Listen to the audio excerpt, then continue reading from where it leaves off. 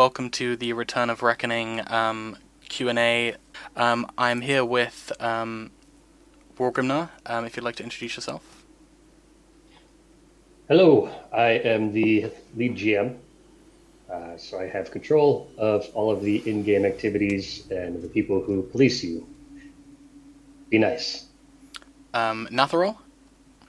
Hello, my title is lead developer, and I tend to coordinate as best as I can our source coders and overall just try and find bugs, squish them, and implement things that aren't in game already. Liana? Hi, I'm Leana, so I am DB lead, so database lead, and my goal as DB is to make Return of Reckoning better, and mostly to restore content, mostly like they were on official. So that's my goal, and I do my best too. And Yali? Hello everybody, my name is Yalit and I do in the project some 2D graphics or 3D, and I'm a founder of the project, you know that I think, and actually I'm more a big VIP player behind the curtain, seeing all the good things will come in the future. So this is a question for RoR. Will we get XRealm/SayChat or some form of XRealm chat back? Short answer, no. Longer answer is there's been a history of abuse in Say channels, being able to talk to each other's realms. And the more people that abuse this, the less they want to have it in game because it causes GMs to have to come in and get involved, and people get their bans handed out, and it's just it's better for everybody to have that disabled. Yali has a comment where he'd like to make an event, maybe around Christmas time, so that we can all share the love together. So, 6 months or so, maybe, for a week. This is another question for RoR. Since they removed the healing boost for weaving on the Squig Herder, Archmage, it puts the class in an even more precarious position than it was before. Is it good to balance out a mechanic that made DPS roll on a healer too strong? But what is the team's plan to boost the Aisha build? So currently the mechanic isn't really working. You can get one stack and then you get the benefit of the mechanic casting the opposite spell. And that's about it. That's not really where we want it. We want the mechanic to actually do stuff. And having 5 stacks would be able to give you a nice burst of damage. We do have some discussions in place about how I want to take this. There's a pretty significant rework that we sort of mocked up to see if it would be something interesting to throw in. And when we do get around to building out the rest of this mechanic and doing some more in-depth balance stuff, we'll have that on the forums for people to take a look at. This is a question for Nathro. Are there any plans to mitigate backlash and explosion damage with resistances and check it with disrupt? No, because the point of the mechanic is to be a backlash. If you cast a spell and something goes terribly wrong, you're not prepared to disrupt it either. So from a lore perspective, it doesn't really fit. And game mechanic wise, it's there to balance out the immense damage you can put out in a very short period of time. So, RoR, will Witch Hunters and Witch Elves get some form of consistent AoE back? If so, what are the plans? If not, why? So this is the warband spec question that we get for a couple of classes that are pretty single target focused. And they don't need warband specs. I mean, it would be nice to have for sure. These classes would be very happy getting them. But they are very good at the specific role that they fill, which is destroying somebody in as little time as possible. So Witch Elf and Witch Hunter both have this very specific thing they do, which is stealth. And that compensates their entire kit for not having that warband AoE damage. Nobody else can stealth. Nobody can do anything similar to it. A White Lion kind of will be another question that we'll skip over because Lion's the same thing here. White Lion doesn't really need a warband spec. They do a lot of burst damage. They can close in really quickly with Pounce. They have several escape tools, being a melee DPS, and they have medium armor. They're survivable. They do much damage. They get in fast. They can get out easy. It's just adding a whole bunch of AoE to that would tip it too far for what we're comfortable with. So, Wargrimnar, will Witch Hunters get morale deletion on Dragon Gun again? I kind of changed my answer on this a little bit. At first, it sort of looks like you would use Dragon Gun as part of that Warband spec, where they need that to be effective. But we are taking a look at morale dumps and pumps and drains and deletions. So this might actually get brought onto the table at some point. What we're going to do with it is probably going to be some internal discussion first, and then a lot of that stuff will get pulled onto the balance forums for discussion. Natharol, major core abilities of classes not being fixed after months of waiting in Bug Tracker. Any plans to change this moving forward?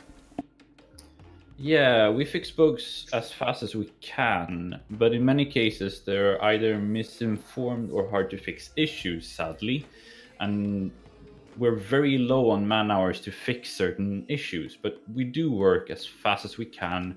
But I'll stress very much that better bug reports make it easier to fix things. I have a little bit for this.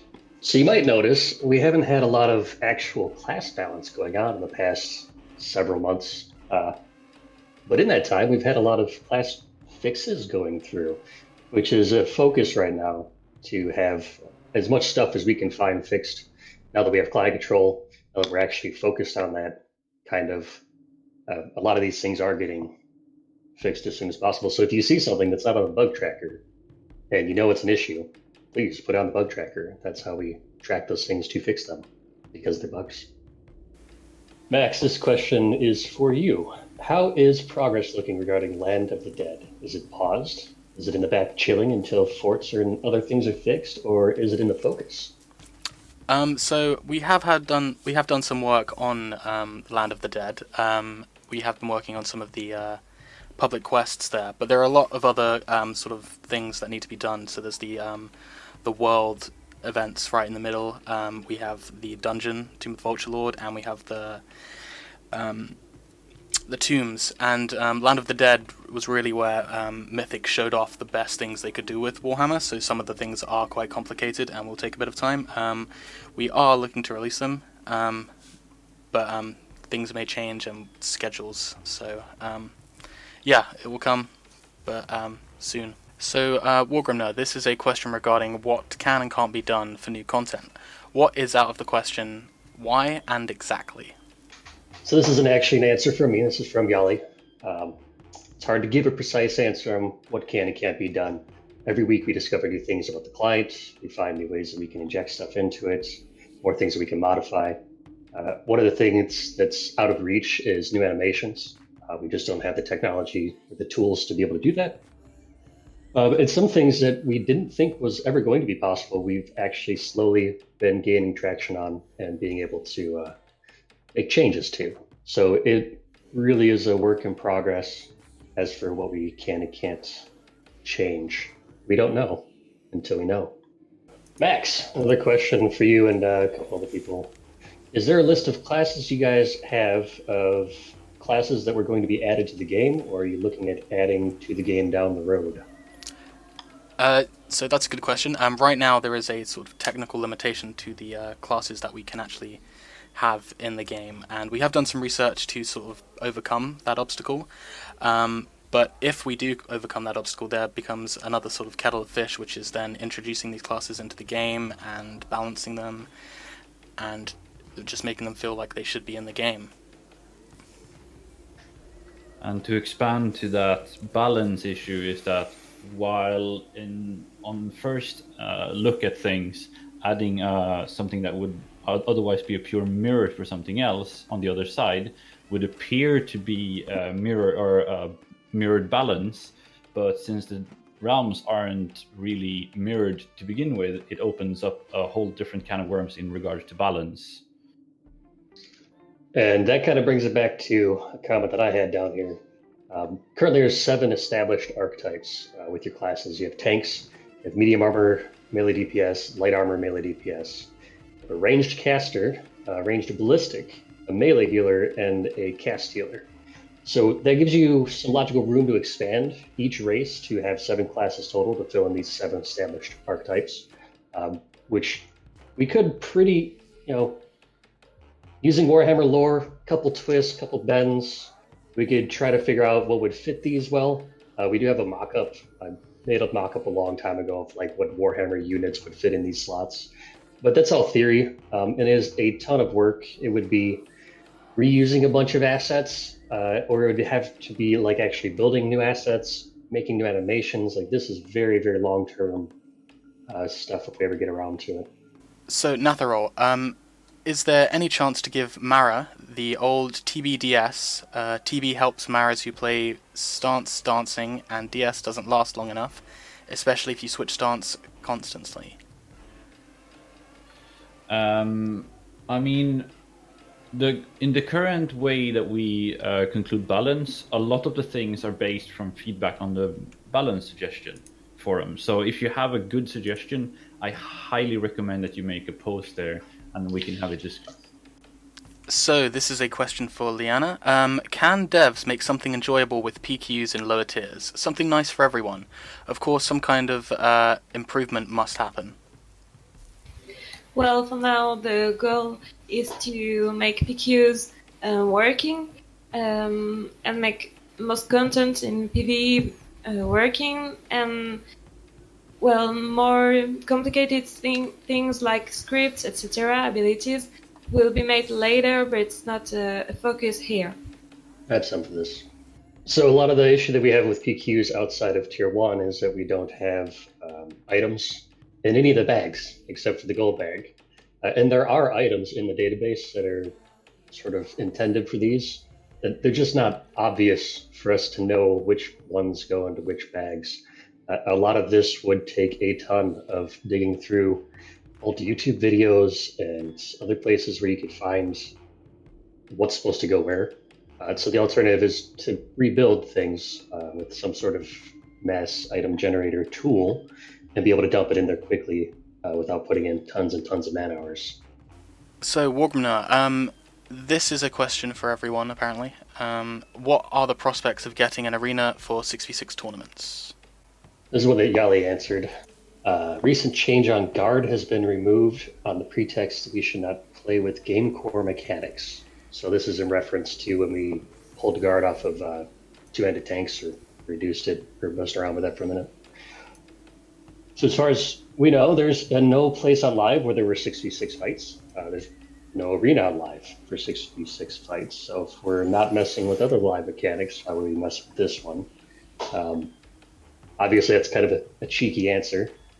We do have in both Inevitable City and Altdorf right now a dueling arena where you can do 1v1. And players have organized 6v6 content as well. This isn't something that we need to dedicate resources to, particularly when they will go out and do it themselves, which we're very happy to see. There's another note about having specific scenarios more incentive. We have currently a couple of scenarios dedicated for 6v6. And there was some talk about having a ladder system, a ranking system, mostly for bragging rights, for maybe appearance gear. We don't have any of that stuff hammered out to talk about at this time. Natharol, what incentives are there going to be to get pre-mates fighting one another? As I'm sure the team are aware, most scenarios are curb stomps by one team over the other, and generally involve a pre-made or two farming pugs. Pre-mades should be encouraged to fight against other pre-mades, but as it stands, there exists very little reason to go to the trouble of forming groups, let alone sweating and fighting against other pre-mades, who may or may not be better than you. Alright, first of all, as Warg slightly hinted at earlier, we did do some work on a ladder system. However, it's not something that we would say it's ready for anything right now. But also in the future, things that could be done is that we could add more things like the guild coin quests that we have one currently, where you have to group up and win a scenario as a pre-made group in the guild. Something like that could be added as well. But it should also be noted that the rewards in itself, if you group up, since you could potentially be a lot higher to win, and the added camaraderie that you will have should be enough of a factor in itself. So, Natharol, will there be any purges for non-active, low-level toons? I'm asking because inactive warrior priest is occupying the name I had back on live, and it's a bugbear for me. All right, so no, we do not plan to do any wipes, and we plan to do as few wipes as we humanly possibly can. I'm very sorry that your name is taken, but we are trying to not wipe. Max, will there be any plans to penalize or discourage or just straight up prohibit X-roaming in the near future and or recent past? So in the last few months, we implemented sort of a cross-roaming lock, which meant if you logged into a side which was with the lower population, you would be locked to that realm, and if you tried to log out and log into the other realm, the more populated realm, you wouldn't be able to for I think an hour. If the population became more balanced, or the other realm had a bigger population, you would be able to switch to that realm. So it was a way to stop people following the higher population. When we do see big population differences, we make it more strict. So it encourages people to go on to the lower realm. If you only play one realm, you can play that realm. It only affects people switching between realms all the time. So if you log into a realm that you were previously on the other realm, you'll be locked to that for an hour, and after an hour you can switch back. But if you didn't log in for a day, you could choose whichever realm you wanted to. So there are things we are looking at, and we try and keep an eye on the population to make sure that things are as balanced as they can be. Wargamner, when will Shaman and Archmage get offensive Subjugator? Subjugator's a finished set. We didn't put offensive weapons in there for healers because you get it from RVR, which is typically where the healing gear comes from. If you go to Bastion Stair, the Bloodlore weapons, however, are focused on attacking. So that's where you get them from. Max, I feel like there's been some solid growth in the game. Might be cool to see how many new people have signed up over the last month, or 3. So that's a good question. We do have a lot of accounts in the game. We just pulled up some numbers, and so in the last 3 months we have had 13,690 accounts created, and in the last 1 month we have had 4,826 accounts created. But if you compare that to sort of accounts we see active, we do see a lot higher number of active players within a month. We don't have the exact numbers, but we can look at getting some of those in the future. So, Wargrimner, why does Witch Elf not have 2 different Subjugator procs, while Witch Hunter has 2 different? So things like this are pretty consistent about if you see that your class has this same exact weapon duplicated, it's really not intended. It's just you go through and you add hundreds of procs to items. Sometimes how stuff gets duplicated. So throw this up on the bug tracker. Give me the names of the weapons and the names of the procs that are on them. If you want to use screenshots, that's great. And we can get those cleaned up so that you have the appropriate amount of flexibility with your procking. So, Natharol, I want to know if North American players will be considered in the future, or if we're just going to be ignored like we are now. Onslaught, for example, totally undoable during North American times. All right. First of all, I do apologize if anyone feels like we ignore any kind of population. The fact is that we don't specifically cater to anyone, and Onslaught has been hard for certain EU populations as well due to some lack of interest. But many things that we do implement, like Keeps and Fortress Lords, for example, they do scale with the current population, so it should be possible for both NA and EU. So the other part of this, with the scaling and everything, is when we did the Doomsday event that sort of turned into a permanent thing, we turned all of the tiers from tier 2, tier 3, tier 4 into the same one big open RVR system. And that really does sort of help with issues like this, where you have lower population time, everybody has the same blob of people to play with. Max, question for you. How many people are actually at the moment working on the project? And by that I mean all devs and GMs and other official titles. So at the moment we have, the number down is 22 in all the departments. This includes the Game Masters. We have a load of those. We have a few database guys, a few code guys. We have a load of people doing artwork. We have people just working on specific projects. The number's not really fixed because some people do drop in when they have time. Some people are a lot of busy. Some people have like kids and stuff and grow up. So the number changes all the time, and people's availabilities change all the time. But 22 is a sort of rough number of the people we have. Max, here's a question. For the legal gray area this project exists in, are the devs afraid they will get too much bad attention from EA? I suppose you could include Games Workshop as well. If the game grows too quickly in numbers or too fast in development? Well, what we said from the start of when Return of Reckoning came about was we wanted the game to be 100% free for every player, and we don't want to take any donations from anyone, and we want it to be a sort of a memorial for the game, and to respect everyone who worked on the game and everything as much as we can, and sort of have it as just bring the game back, really. So, I mean, we're not lawyers, but we have spoken to some people, but yeah. So, Natharol, will all new dungeons require having done the previous dungeons? Will I need to do city dungeons to do Bastion? Alright, so we changed this semi-recently, where you don't have to do the previous dungeon to do the next one. However, we always want to make sure that you do all the other ones so that the old dungeons are actually used and run. So we've changed it currently so that you need awards to be able to equip the gear from the next dungeon. And this is something that we do plan to keep for future releases of dungeons as well. Max, will it be possible to have new character models, classes, and races be designed for player use? So, right now we are trying to work out the asset creation pipeline, which allowed models from tools to be put into the format that they are used in the game. So right now, all of the current files are in this format that's used in the game, and if we want to change things, we have to try and recreate the original source files.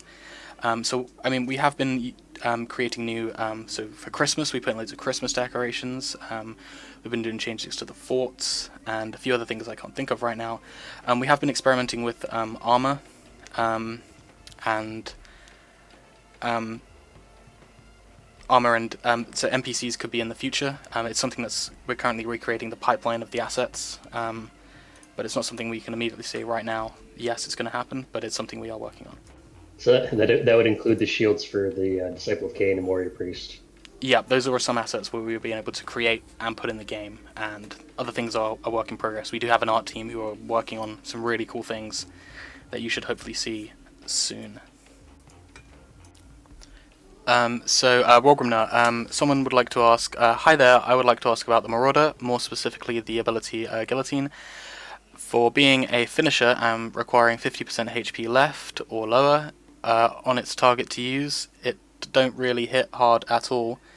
We could maybe see a little buff to that in the future. Thank you. Delightful.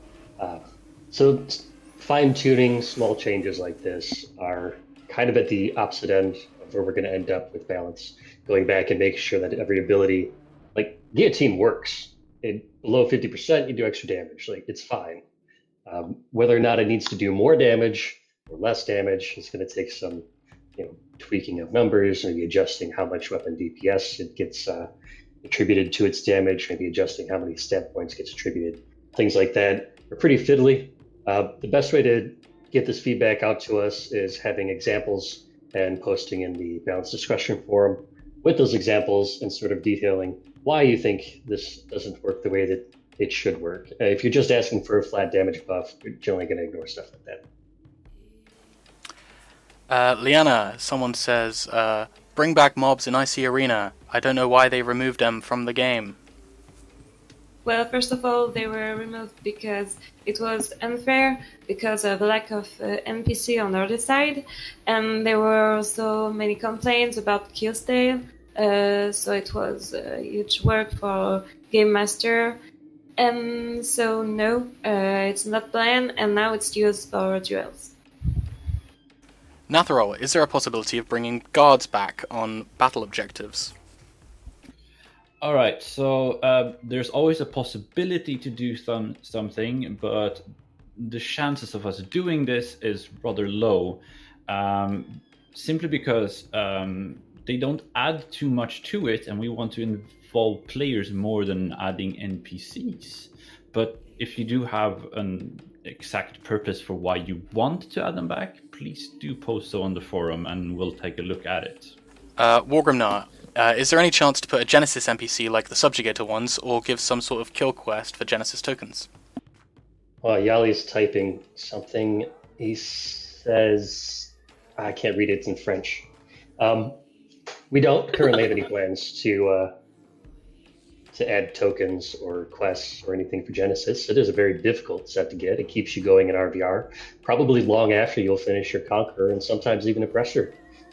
So I'll have another little note about adding these conversion NPCs. Like every single item that you see on the conversion NPC has to be done through 2, sometimes 3 or 4 permutations of switching this item for this item or switching this item for this item. And it's a huge headache, and you can do stuff wrong and end up giving people something totally different. Could we eventually see Genesis becoming easier to get? Yes, I suppose. If I must, I must. But not today. Max, the game is getting more and more famous. Lots of days seeing 200 people versus 200 people.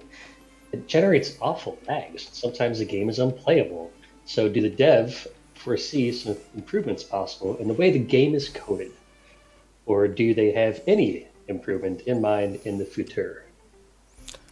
So this question was actually one of the older ones that came in, and since then we have been doing a lot of improvements.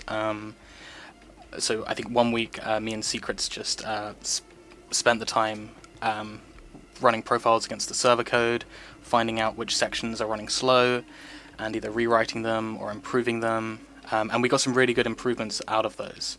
There are stuff that we can do if there is more lag problems or the population increases. There are lots of ideas of how we can solve this issue, but it does take time. And when the demand comes, we will look into it, because there's a significant time commitment, and we are all volunteers at the end of the day. Natharol, can we expect to see major fortress changes to make stages 1 and 2 more engaging/fun? Perhaps adding defensive siege weapons on walls, deployable oil, etc. We've recently changed already how Stage 2 works, where it works into Stage 3 and makes it more engaging and have more importance. Stage 1 is still currently just a phase where you make up your parties and strategize and everything and make sure people get in. However, if you do have any good suggestions, please do post on the forum, because I do keep read there all the suggestions for fortresses. Liana, when will cosmetic items that weren't released in live be available to players? Well, we don't give ETA unless we know it's almost ready. We'll have plans like for unreleased content or live events, but that's all I'm going to say. Max, how many online in the same zone can your servers support these days? So with the last question, this number is getting bigger. I logged in not too long ago and had a quick look, and there were I think 450 people in a single zone, and there was no problems with it. I have seen times when there have been 600 people in the same zone and there haven't been any problems. It really depends what players are doing at that time, but that number is increasing, so between 400 and 600 seems okay. It depends on the zone and what people are doing.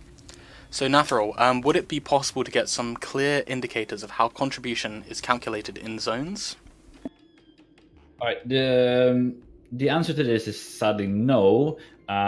We already stated before what you can do to get contribution, but we don't want to release the actual weighting of those things, because that would just, we fear, make people want to gamify it and just attempt to do whatever is needed to get most contribution. We are, however, actively always looking at it to balance so that the more you do for your realm actually makes sense to get contribution. Max, is it possible to do a year-long development roadmap just to know what's on the timeline? So we do have a rough content plan that we keep within the teams and that takes in consideration what everyone's working on, and the stuff we would like to see. It does obviously get a bit hard to put final dates down, because everyone is volunteers and personal issues do come up and things change. Implementations can be harder than originally expected, but we do have a really cool sort of backlog of things that we are working on, and when we know they're ready, we will announce them. But they will be really cool, and we have a lot of stuff to show you guys in the future. Yay! And that's the end of the questions. Thank you, everybody, for coming to the 2019 Return of Reckoning Q&A session featuring Max Heyman, myself, Wargrimner, Yaliska, Liana, and Nathril, all of whom are very quiet. I think Nathril left already to go find some rum. We were much happier doing it in this format, and we would be very happy to do so again. So please throw your questions at Daniel Winner, and we will add them to the next list that we have. Thank you, and good night.